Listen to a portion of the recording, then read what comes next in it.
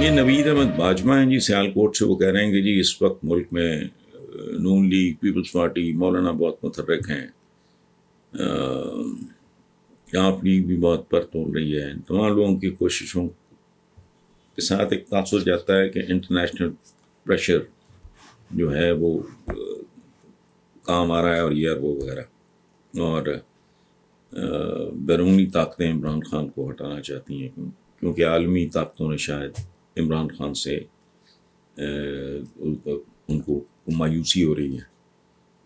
دیکھیں بات سنیں، یہ ہماری عادت ہے، ہم کانسپریسی تھیوریز پہ بہت بلیو کرتے ہیں، بہت بڑی بڑی باتیں کرتے ہیں، لیکن اس پاسبلٹی کو آپ رول آؤٹ نہیں کر سکتے کہ ہم جیسے ملکوں کو اپنے قدموں پہ پورے قد سے کھڑا دیکھنا، وہ کچھ ڈیفینیٹلی بیرونی طاقتوں کو کے بارے میں نہیں ہے، اور اس میں تھوڑا احتیاط بھی میرا ذاتی خیال ہے عمران کو کرنی چاہیے.